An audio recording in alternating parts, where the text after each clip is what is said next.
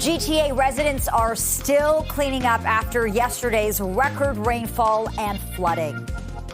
And a man is shot outside a Brampton home on the same day Peel police announced the largest gun bust in the region's history.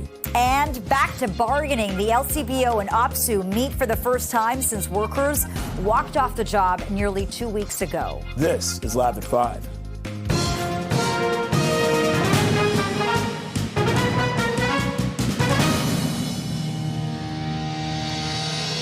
Good evening. I'm Bakari Savage. And I'm Lena Latifat. Thank you for joining us here on Live at 5. A day after torrential rain led to flooding in Toronto and the GTA, the cleanup continues, along with questions about the response. Okay, but Bayview Avenue, that's still closed between Pottery Road and River Street.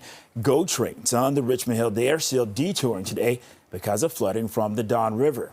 The river is still swollen, but the water level has been dropping, and overall, it's been a much better day.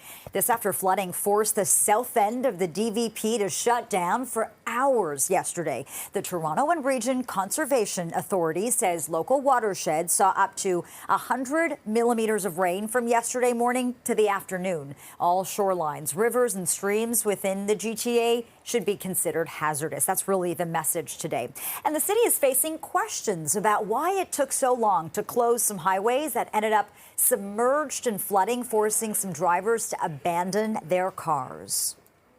I do know that people have been questioning. I've received some emails from the public, and certainly there have been some questions about decisions that were made through the day yesterday, particularly around some of the roadways.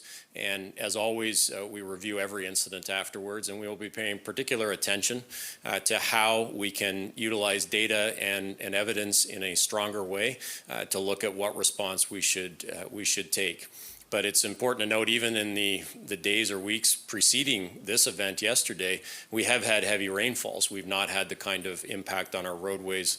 There was a very unique circumstance that rolled across the more lakeside of the city, and in particular the West End. There are a lot of people that have flooded basements. We're asking them, if they haven't done so, to call 311. And we could assist you and give you some tips. Many of our rivers and ravines might still be full. For your own safety, don't get too close from to the shoreline. Okay, right now, let's go live to CP24, Seizure, who is near Kipling and Bloor.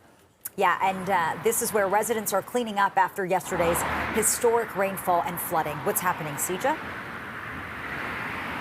That's right. A lot of people have been cleaning out their basements. Some say they got 3 meters of water in their basements. But another issue is power outage. At the height of the storm yesterday, Toronto Hydro says 167,000 customers are without power. As of this morning, around 3,000 and more power is being restored as we speak. Joining us with more on the restoration efforts is Tiziana Becheca-Rosa, spokesperson for Hydro One. Tiziana, thank you for joining us today. Thank you, Seizure. And a huge storm yesterday, record-breaking rainfall. Tell us how this affected the power grids across the city.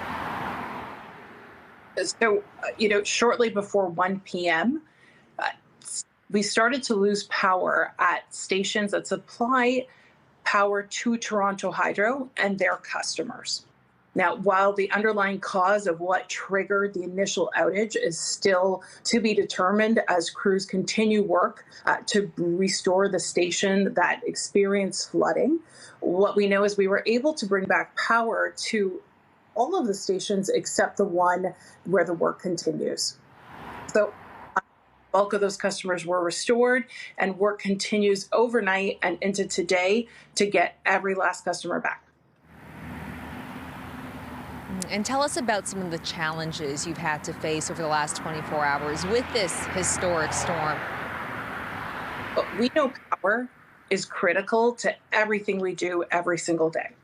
So we know we've got to get the power back on for customers, and similar to what people are experiencing at home, it started with removing the water. And we saw tanker trucks, sucker trucks taking the water out of the station, so tremendous amount of water. And now crews have been methodically drawing things out, examining each piece of equipment. So if you think about a station, it's not as simple as a tower and the components that are on that.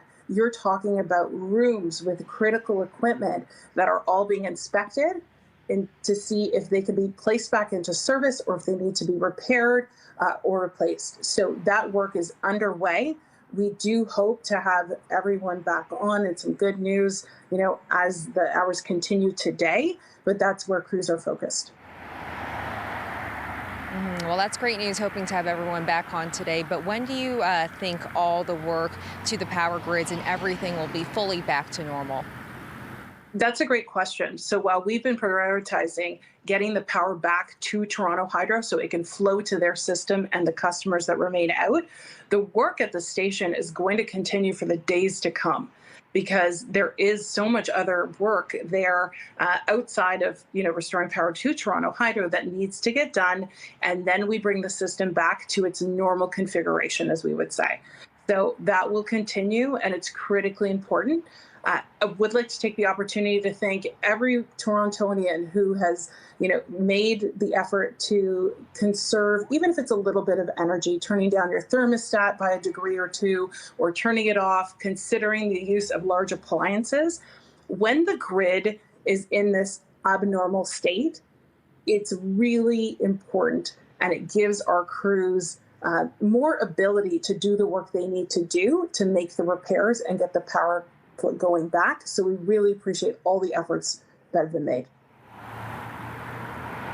All right, a great reminder. Thank you so much, Tiziana, for being here with us today. Now, one of the big issues was the power outage, but the cleanup continues when it comes to basements. Depending on you were, especially in this Etobicoke neighborhood, some low-lying areas, even your homes were seriously flooded. Take a listen to what some residents had to say who are cleaning up today.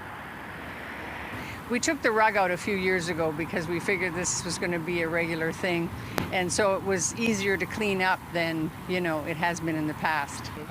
We were about 6 to 7 inches in the basement all throughout. It's about 600 square feet. So everything was soaked. So, yeah. Some neighbors say they have close to a foot or so.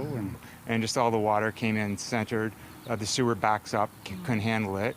We had a generator, lost power, but the generator didn't work. So we primarily flooded out entire basement. And the message now is for people with flooded basements. If you haven't already, contact 311 as soon as possible, as well as your insurance companies. Back to you, Lena Bakari. The cleanup certainly continues tonight. Seizure Lou, live in Etobicoke. Thanks so much. And speaking of the aftermath, Burlington, really battered by yesterday's storm. The hardest hit properties left a muddy mess, and some are still flooded today. CP24's Phil Perkins joins us live from the Cavendish Drive area with more on the situation there. Okay, Phil, the mayor was there. She admitted that her flooding was minuscule to what the people in that area are experiencing, what they're going through. Yeah, Bakari and Lena, Mayor Marianne Mead Ward said that her home had maybe about 4 inches of water in the basement, but nothing to, to call 311 about, to try to get a crew in to try to fix things, to make you really think about the next couple of months of your life and literally where you're going to live. But that is the case for a lot of people living here on Cavendish Drive, which is on top of Rambo Creek, just parallel with the 407. Just look at this woman's backyard. Now, she is the last home that is right next to the creek here that overflowed. You can see her pool is brown. You can see the plants, which are basically covered half brown. That is how high the water was. And if we were to continue inside here, you could almost assume, just looking at the water lines here in her sunroom, just taking a look, the water was this high. So to me, that is mid-thigh height. I'm around 5'10", 5'11". You can imagine how high the water was here, just sitting here and not moving. Luckily, we have seen crews kind of opening up some of the hills leading up to the 407 to let the water drain out. I spoke to the owner here who was actually away out of town once this happened, and she said she's actually happy today because at least her living room is no longer sitting in standing water that is filled with dirt and soil and clay and whatever else with the rainwater that came in, not just on Tuesday, guys. Obviously, we're talking about what happened in Toronto and Mississauga on Tuesday. People here in Burlington, some were experiencing flooding on Monday as well. So it was back-to-back days of flooding. And just take a look at her basement. This is something The only thing I can think about is Titanic. This is what this reminds me of. It reminds me of Titanic when the boat was tipping after it hit the iceberg, and you're just seeing furniture floating in the water. As our cameraman, Tom, very carefully lowers his camera. You can see the cabinetry here in the lower bar area, TV room. Normally cabinets, maybe a bit above shoulder height. It's less than a meter between the bottom of the shelf and the top of the water. You see her shelving, her cabinets floating, her couch is basically covered in water here. And it's been like this for days. And we were supposed to go to another home and check it out, and because damage that is equal to this. However, a lot of people are starting to get in contact with insurance, and a lot of these people are finding out some hard truths that insurance is only going to cover so much, if anything at all, where they're going to live over the next couple months, 6 months or so. Some of these people have kids. They have no idea where they're going to live in the next couple of months, guys. So they're wanting answers from the city as well as the province, because they believe that the 407 and a lack of cleaning during the rain may have led to this, which they feel could have been avoided. Send it back to you guys. How frustrating. And yeah, the Insurance Bureau of Canada reminding people to check what their policy actually covers. Phil Perkins live in Burlington tonight. Wow. Just some stunning images coming to us from Burlington.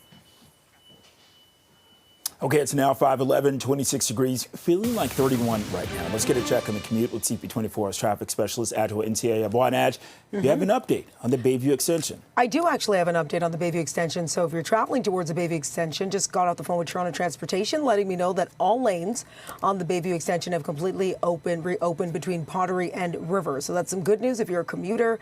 It happened about 20 minutes ago. They just sent out a release to let everybody know that it's accessible again. So it looks like slowly but surely we're going to get back to normal in terms of the damage that was created from the storm. Now I'm going to show you problems that are not impacted by the storm, but it is a stall. This is on the 401 westbound exit ramp that takes you to James Snow Parkway. Stalled vehicle does have the left lane of the exit ramp blocked, so it's creating quite a delay as drivers try to access that ramp point. Watch problems clear on the westbound Gardner right through York Bay Yonge, past it anyways. It was a collision in the right lane. It's gone.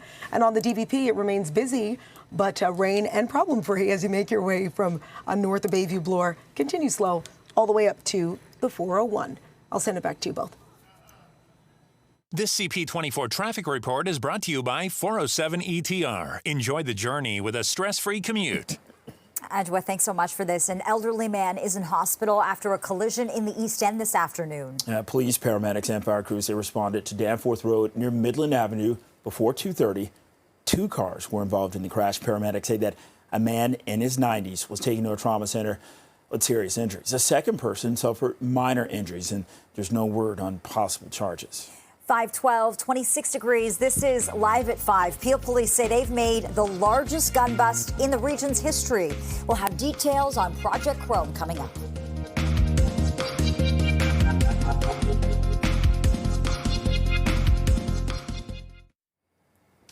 Peel police say that they have made the largest gun bust in the region's history. Investigators announced the results of Project Chrome today. 71 firearms were seized as part of the probe. The haul includes 67 handguns, 4 rifles, and 180 rounds of ammunition. $1 million in drugs was also recovered. 10 people were arrested. 185 charges have been laid. The success of this investigation will mean that these firearms are not supporting all these ancillary crimes that affect our community. It also disrupts the criminals that are doing this on a continual basis. What this means for the community is these firearms are not going to be used to rob a person, to terrorize them in their home, or commit other violent crimes. Some of the firearms in this investigation had their serial numbers removed. Firearm tracing has confirmed that 69 of the firearms were smuggled into Canada from the U.S. We believe the firearms seized in this investigation would have ultimately wound up in the hands of offenders to be used in shootings, carjackings, home invasions, and other acts of violence. And for more on this major gun investigation, we're joined live tonight by our crime analyst, Steve Ryan. So most of these guns, Steve, were smuggled in from the U.S. Yeah, and sadly, that's not new. This is something that the police chiefs have been saying for a very long time. The police, and that's fantastic police work, by the way, by Peel Regional Police. The police are out there every day running these projects, seizing large quantities of guns, but the problem remains the border. sadly, we're going to see another, multiple projects over time if, in fact, we don't plug the holes at the border and give the CBSA more resources. And our sentencing policies need to be implemented so that when somebody commits this sort of crime, it acts as a deterrent for the next person that may do this. If we don't do those two things, the police are going to continue doing the same thing over and over again. See, this is just in Peel region. What does this say about the rest of the area? Well, I think this really exemplifies the problem that's out there with illegal guns, the guns that are coming over from the States. The police are working night and day to seize as many of these guns as they can, but they seize 71 guns. This problem is not going away. It's going to continue until other areas are addressed. And this is what police leaders have been saying. They're doing the police work, but they need assistance as well. Let's talk about this operation and the extent of it. Massive investigation, Huge. Steve. As you've noted, it probably would have started with some help from the public. Give us a sense of what the behind the scenes would look like. According to Peel Police, it was January of 2023 where they received their first bit of information. So they worked that information through informants, through boots on the ground, other intelligence-led approaches, and then they build that case. And as they were building that case, they discovered that it included multiple police jurisdictions. So this was a joint forces operation, including the Americans as well. They worked the case until they had reasonable grounds to lay charges, and that's when all 10 of these people were arrested in June. Steve, I want to pick up on something Lena mentioned, the public. Can you talk about the role of the community? See something, say something. That's all the police can ask from the public, and that's all the public can do. Sadly, though, when it comes to gun crimes, guns are concealed for the most part. So the police are there reacting to a deed that's already been done. Proactively, they're doing these projects, but they need help. They need help from the federal government to secure their borders and then have our judicial process work and give stiffer sentences. And let's not forget bail. Repeat offenders, gun crimes, if the Crown's case is strong, those people should be staying in custody, not out doing these crimes again. Steve Ryan, live in studio tonight. Thank you, Steve. Appreciate your insights, as always. Sure. Yeah, thanks, Steve. Well, a man suffered serious injuries in a shooting in Brampton this morning. This happened around 9:30 on Ender Heights Drive near Kennedy and Mayfield. The victim was rushed to hospital with critical injuries, but police say that his condition has improved. He is expected to survive. You can see bullet holes in the window of a truck parked in front of a home. And Peel police say that the suspect or suspects, they did drive off in a vehicle, but there's no description so far. It is 5:18, 26 degrees. You're watching Live at 5. Negotiations resume today between the LCBO and OPSU, both sides finally back at the table. We're going to have the latest on labor talks coming up next.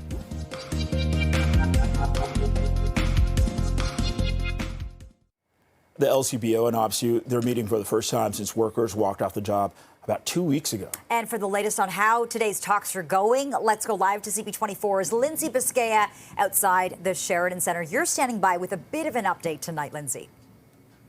Yeah, a little bit of an update, Lena, from the union, which is bargaining, as you mentioned, for the first time since those LCBO workers went on strike. A little bit of an update. We did get an update from the union, and it says it's been a full day of bargaining, but we wanted to provide an update to let you know we expect talks will continue later into the evening. Originally, we thought there might be a media availability where we would get an update on these talks and negotiations, but now the union is saying that's not actually going to happen after all. So the fact that talks are continuing later into the evening, read into that what you will. But at this point, we're just waiting to hear some kind of an update in terms of these negotiations. As you said, both sides back at the bargaining table for the first time since this strike happened almost 2 weeks ago. It's been 13 days.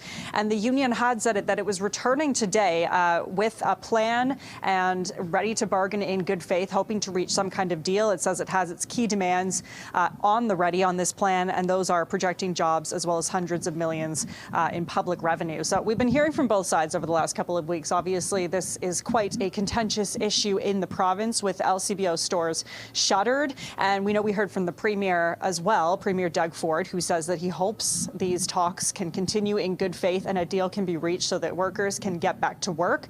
The Premier has said that the LCBO has offered a lot of some of the key sticking points we thought were in the negotiations. So, they've offered workers benefits, better pay, a pay increase, as well as full-time work to part-timers. Those were some of the issues at the table originally, but it sounds as though there still is no deal to be made as of yet. Again, we'll have to wait as the talks continue this afternoon into this evening. But we did hear, as I said, from the Premier about how these negotiations are continuing and what he hopes to see from them. Here's more. Have a listen. I've talked to hundreds and hundreds of frontline workers. They just want to get back to work. The people of Ontario want them back to work. LCBO wants them back to work. We all want to get them back to work, and hopefully we can get this done. As we know, more than 9,000 LCBO workers have been on the picket lines for the last 13 days, ever since the union announced that workers were going on strike. So again, negotiations happening here at the Sheraton, Lena and Bakari, and we were expecting an update. We're not going to be getting that as of this hour or even this afternoon, but we do know now talks are expected to continue into this evening. Back to you. Okay, CP24's Lindsay Biscan live at the Sheraton Center. Thanks a lot. Well, it's day 3 of the Republican National Convention, and today Donald Trump did a walkthrough for his acceptance speech. And CTV News chief political correspondent Vashi Kapellos joins us live now from Milwaukee with the very latest. Vashi, you've been talking about just how high the stakes are for Donald Trump this week. Yeah, they certainly are high. And I think particularly, Lena, in light of what the audience for this is. This room that I've been in for the past 2 days nonstop is full of Donald Trump diehards. This is not the room that he needs to convince of anything in order to win the election. That audience is much broader, and it's the audience watching from home, which, according to the ratings in American news networks, has been quite high. So the stakes are high for him because of that. Also because, of course, of what happened over the weekend. He's talking about how he's rewriting his entire speech. He says it's going to be focused on unity. So I think a lot more, eyes outside of just Republican voters will be watching to see and look at it as a proof point if that actually comes to fruition. And the same can be said for J.D. Vance. That's what's happening tonight in just a few hours on the stage behind me. The senator from Ohio, Trump's vice presidential pick, will take the stage for his big first speech with the stakes this high. Same goes for him. He's going to have that big audience to try and appeal to and kind of introduce himself to as well. Also along those lines, Vashi, what all are we expecting to hear from J.D. Vance this evening? So I've spent a little while talking to as many people as I can who might know something about that. And my first impression is he's going to focus a lot on, as I said, introducing himself, but through his own story, which is the basis of that bestseller that he wrote, Hillbilly Elegy, that turned into a movie. Basically, it's how he came from a really impoverished start to build the story, the success story that he will present tonight. And he will use it to contrast what he views as the Republicans and Donald Trump's ability to create the circumstances that will allow for more Americans to do that versus Joe Biden and the White House, which these Republicans are characterizing as creating a whole set of different circumstances that sort of hinge or keep people back from their success. Now, obviously, Democrats would counter that. They would fight back against that characterization. But that is very much what I'm told to expect tonight. On the other hand, I've been speaking to delegates over the last hour. What do you want to hear from J.D. Vance? They really want to hear that he is firmly in Trump's corner, that he agrees with the policy positions and the positions more generally that Donald Trump has taken. Okay, Vashi Kapellos live in Milwaukee tonight. Thanks so much for your coverage. Thanks, Vashi. Thanks, guys. It's 5:26, 26 degrees. This is Live at 5. Coming up, Adele is revealing what she plans to do after she wraps up her Vegas residency later this year. We'll be right back.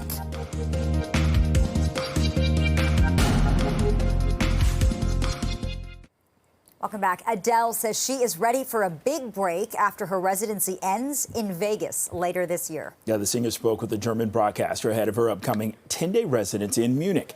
After that, she has more shows in Las Vegas in October and November. The 36-year-old says her tank's quite empty. She doesn't have any plans for new music. Adele's last album, it came out in 2021. And for the last few years, she's been playing a weekend residency at Caesar's Palace in Las Vegas. A well-deserved break for Adele. 5:29, 26 degrees. You're watching Live at 5. Residents are cleaning up after yesterday's heavy rain and flooding. The city manager says that he's asked for a review on the city's response in closing down roads.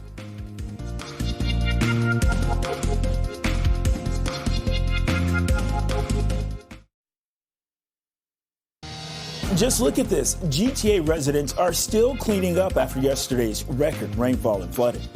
A man is shot outside a Brampton home on the same day Peel police announced the largest gun bust in the region's history. And back to bargaining. The LCBO and OPSU, they meet for the first time since workers walked off the job nearly 2 weeks ago. This is Live at 5.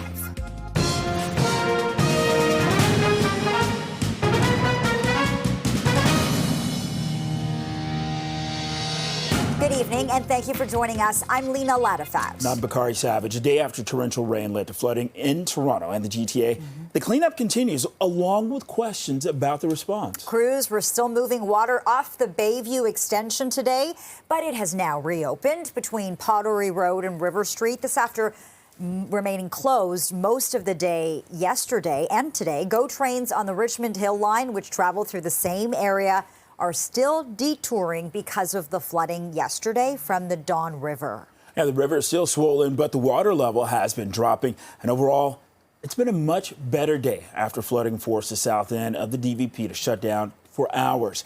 And the Toronto and Region Conservation Authority says local watersheds saw up to 100 millimeters of rain in just a few hours. The agency says all shorelines, rivers, and streams within the GTA should still be considered hazardous. And the city's facing some questions about why it took so long to close some highways that ended up submerged in flooding, forcing some drivers to abandon their cars. I will say the pivot to action limited pretty severely the number of vehicles that were impacted. It could have been a lot worse had we not been having this coordinated and integrated approach. We also have to look at Bayview and what happened on Bayview, because it ended up being closed, and there are things that we can do at Bayview as well. So we're going to look at that. I don't want people to feel that we were unprepared. We were. However, the situation changed pretty significantly. And when that shifted, we needed to pivot to try and ensure the safety of the folks that were caught in that storm. We'll look at it, and whatever we learn from it, we'll be able to share and then implement next time. Repairing old infrastructure helps. Some of our buildings are really old, and the pipes, for example, on the second floor at City Hall are leaking every time it rains, so we need to replace it or repair it. In TTC, we saw a few stations just basically flooding, and there's a lot of prevention work that can be done. Part of the good news is this, that because of the upload of the Garner and the DVP, by the province of Ontario, that we're very grateful, that we're able to free up the $2 billion that we can now distribute among all the older infrastructure, and we'll repair and renew our infrastructure. So that piece is good. Okay, right now, let's go live to CP24's Seizure, who is near Kipling and Bloor. Yeah, this is where residents are still cleaning up after yesterday's historic rainfall and flooding. And you've been speaking with hydro officials. A lot of people still without power, CJ. What's the latest? Hi there. Well, we just got an update from Toronto Hydro a few minutes ago. They say around 2,000 customers are still without power in the city, which is down from the peak when 165,000 people were without power yesterday. But although the power has been restored to most homes, the cleanup is still certainly underway, especially in this neighborhood at Kipling and Bloor. Let's go on a walk to show you some of the damage in this low-lying area. This home looks like it's going through a complete renovation. We spoke with the homeowners who say they did everything they could to try and prevent flooding. They had sump pumps in. They made sure everything was in store. However, the flooding still came. They said the sewer got backed up, and within hours, there was about 3 meters of water in their basement. And now their basement is completely done with. They had to clear everything out. And across the street here, their neighbors dealing with a similar situation. They've been out all day, ripping out the carpet from their basement, waiting on insurance to come. And these aren't the only homes affected here. New homes, older homes, it seemed like no one was spared from the flood yesterday. Some places getting 2 inches of water in their basement, some places getting meters of water in their basement. Take a listen to some of the residents here on how they are dealing with the damage. This summer is the worst, just like Monday being so rainy and then Tuesday being a disaster. So yeah, this basement takes a hit. We thought we were prepared. We've got a pump, got a backup pump, got a whole bunch of different systems, hopefully to avoid it. But unfortunately, there was just so much rain in such a short period of time that, again, the systems just couldn't handle it. It's drained now, but it's still just all wet. So pretty much everything is ruined. Nothing was saved. We're just waiting on insurance still to get here. So as you can see, a lot to clean up here still and take away following the aftermath of the flooding. And the mayor and Toronto, they are reminding any residents who have flooded basements, if you haven't already, contact 311 and your insurance provider as soon as possible. Back to you. Okay, CP24's Seizure Liu live in the Bloor and Kipling area. Thanks, Seizure. Well, Burlington was impacted by yesterday's storm with significant cleanup needed in the days ahead. Chopper 24 flew over flooded properties on Cavendish Drive near Upper Middle Road and the 407 today. This is where backyards have turned into muddy ponds. City officials spoke about the devastation that the storm caused in the hardest hit areas. We will do our best in the coming hours and days to get you all of the answers that I know you are looking for, and certainly do whatever it is that we can to help you in this situation. So I know you're not in your homes. Some of you have said you have nowhere to put your storage, store your belongings. There may be something we can do to help with that. But we're here to help you and to understand how we fix this, but make sure that it doesn't happen again. There is an embankment on top of the culvert, it seems, and we're still investigating this. So partially, with an event like we've seen, there's usually a big flush of debris that comes down. So it's a combination of debris that's clogged the inlet. At the same time, as that happens, and with the amount of rain that we've received, the road embankment will generally weaken because it's saturated.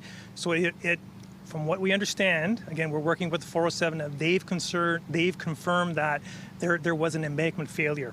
So that is contributing to the blockage of the culvert. And CP24 was given the opportunity to survey the damage inside of a home on Cavendish Drive. Take a look at this. A muddy, watery mess left behind from the flooding. Stained curtains can be seen by the sliding door, showing how high the water was during the peak of yesterday's flooding. Not a great day for that homeowner. And inside this home, a massive amount of brown, murky water still hasn't been pumped out. The water nearly reaching the height of the banister. Now, crews have still been working today to create an opening to allow the water to drain away from several properties. But as our Phil Perkins has been reporting, a lot of homeowners just left with tons of questions about who is going to clean up this big mess.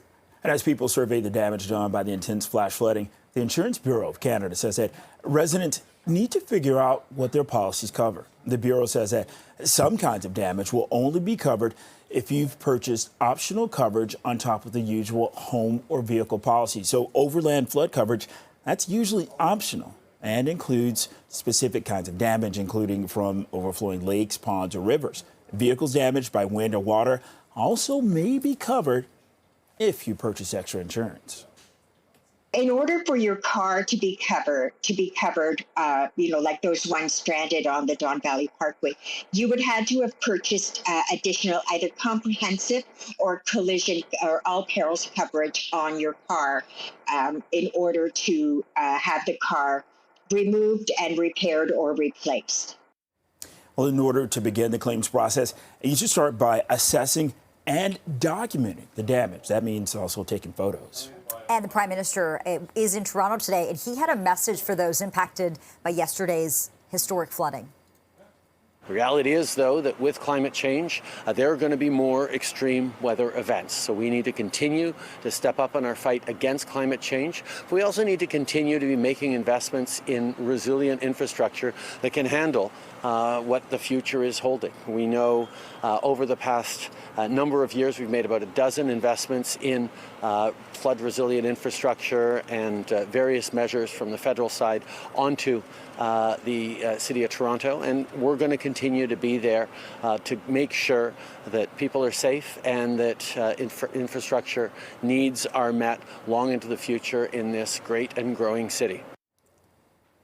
GO train service on the Richmond Hill line is still impacted by flooding near the Don River. Trains are detouring, which means they are not stopping at Old Crummer and Oriole stations. This is adding about 30 minutes to the trip for those traveling between Langstaff and Bloomington stations. With that, it's 5:41, 26 degrees, feeling like 31 outside. Let's get a check on the commute this hour with Adele and Bois, which is a whole lot different than yesterday. What a difference a day makes, right? So you know, what a difference. We're seeing sunshine and dry roads, and that's a good thing. So if you're making your way out, a couple of problems sprinkled in the mix because it is rush hour through Milton on the westbound 401.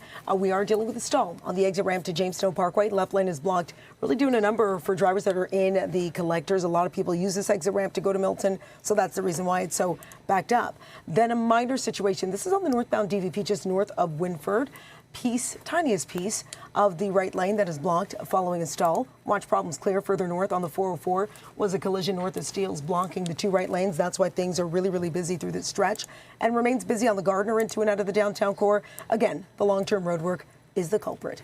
I'll send it back to you both. Thanks, Adele. Well, 542, 26 degrees. This is Live at 5. Yeah, Peel Police say that they have made the largest gun bust in the region's history. We're going to have details on Project Chrome coming up.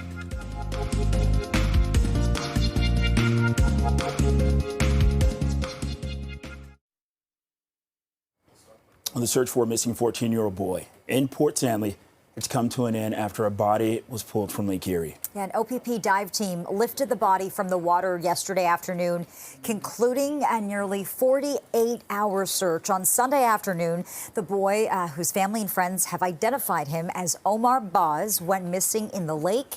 Volunteers formed a human chain for nearly 6 hours, combing the water's edge to look for the boy who came to Canada less than a year ago. CTV News has learned he came to Canada from Turkey with his family. Officials are reminding people visiting beaches to be aware of the conditions. A man's been arrested in a stabbing in North York. Police say that a man was found who had been stabbed just after 12:30 near Lawrence Avenue and Allen Road. He was taken to hospital. The extent of his injuries, that's not known at this time, but police say that a man was arrested in the area after the incident. Investigators also say it's not clear where exactly the stabbing took place. A man suffered serious injuries in a shooting in Brampton this morning. It happened around 9:30 on Inter Heights Drive near Kennedy and Mayfield. The victim was rushed to hospital with critical injuries, but police say his condition has improved and he is expected to survive. Bullet holes can be seen in the window of a truck parked in front of a home. And Peel police say the suspect or suspects fled in a vehicle, but there's no description so far. Well, Peel police say that they have made the largest gun bust in the region's history. Investigators, they announced the results of Project Chrome today. 71 firearms were seized as part of the probe. The haul includes 67 handguns, 4 rifles, as well as 180 rounds of ammunition. $1 million in drugs was also recovered. 10 people arrested, 185 charges have been laid. Each one of these firearms that you see before you represents a victim, other firearms offenses, other crimes, and countless harm to our community that we just cannot quantify or qualify. This investigation demonstrates once again that if you engage in this type of activity, or if you support that activity by providing the tools necessary in order to accomplish it, our police service and our partners are committed to holding you accountable and arresting you and charging you with those offenses. For more on this major gun investigation, Project Chrome, we are joined right now by CP24's crime analyst, Steve Ryan. Steve, we all know you were a police officer. What does this mean? Like, break this down to me. What does a bust like this mean?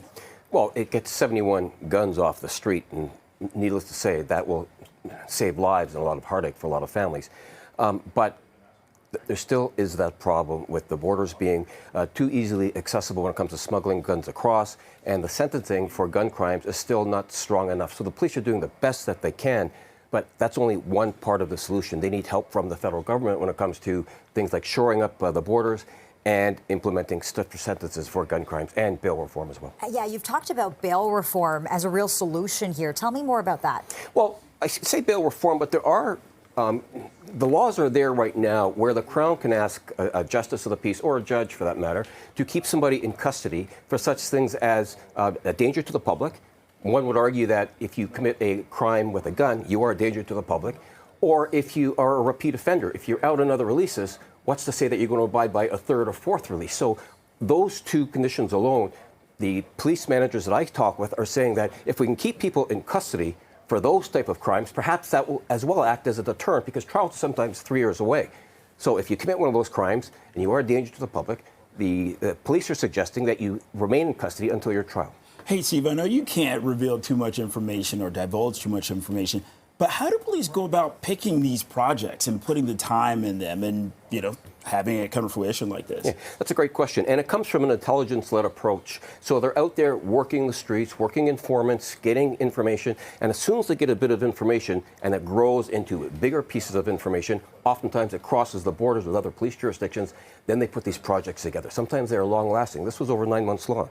And it included police services across the province and in the United States as well. So it was a great collaborative effort. 71 guns off the street is great police work, but they certainly need help, and that comes from other agencies as opposed to just law enforcement. And really quickly, Steve, we've had politicians talk about handgun bans. Does that do anything when most of these guns are coming in from the U.S.? It doesn't. It really doesn't. I think it's more political fodder than anything else. The reality is the majority of guns in any police chief that I've interviewed, and I spent 13 years in a homicide squad, I can tell you from firsthand experience, most gun offenses are committed by those who are using illegal guns that come in from the States. Law-abiding citizens who have guns, usually respectful of the law. Okay, CP24's crime analyst, Steve Ryan. Steve, always a pleasure. Thanks a lot. Thanks, Steve. Really appreciate that. Well, it's 5:50, 26 degrees. You're watching Live at 5. Negotiations resume today between the LCBO and OPSEU. We're going to have the latest on labor talks next.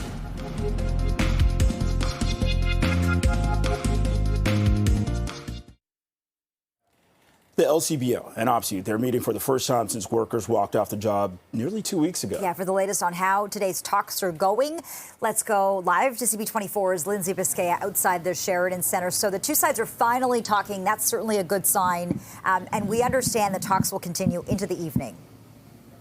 Yeah, that's the latest that we've heard from the union, Lena and Bakari, is that we were expected to get a bit of a media avail this afternoon, an update from the union in terms of how those talks have been going today, because as you mentioned, this is the first time the two sides have got back to the bargaining table since that strike almost 2 weeks ago.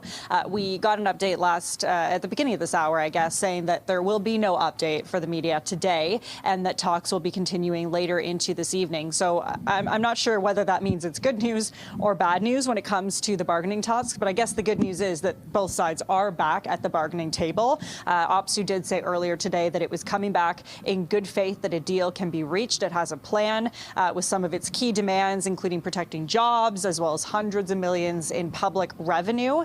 And so maybe we'll get an update later today, although the union said it's not likely. But we do know both sides back to the bargaining table once again. This after the province recently sped up plans to have ready-to-drink cocktails in grocery stores. That's something that OPSEU said it's against. It's actually one of their main points of contention. But we did hear from the union today in terms of how they're hoping that these talks go this afternoon. Have a listen.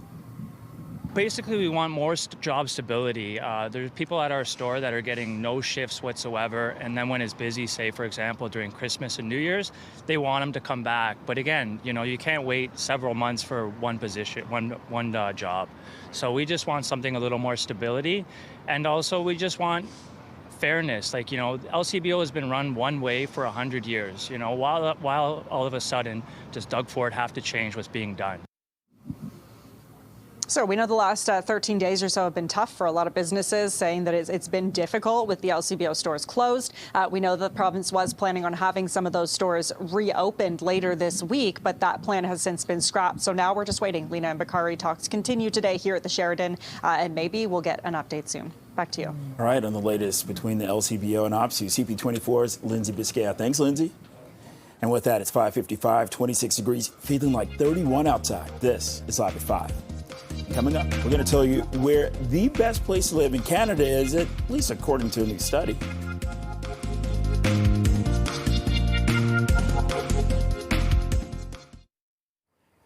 A series set in early 17th century Japan. It leads this year's Emmy nominations. Yes, Shogun received 25 nominations, followed closely by The Bear, which garnered a comedy series record 23. Shogun received nods for Best Drama Series, Best Actress in a Drama Series for Anna Sawai, and Best Actor for Hiroyuki Sanada. The Emmys will be held September 15th. And a new report finds that Canada's capital is the best place in the country to live. Yeah, the study by real estate firm Zillow looked at safety, home prices, employment opportunities, even weather in compiling its list. The report looked at 37 markets to compare livability across several stages of life. Coming in behind Ottawa is Simcoe, followed by Guelph, Barrie, and Saskatoon. Now, Canada's biggest cities like us, Toronto and Vancouver, were sunk by high home prices and ranked 24th and 32nd on the list, respectively. Ouch. It's 5. Well, right now it's 5:59, 26 degrees. This is Toronto's breaking news, CP24. The cleanup continues after yesterday's record rain and flooding. We'll leave you with a live shot. Thank you for watching. CTV News at 6 is next.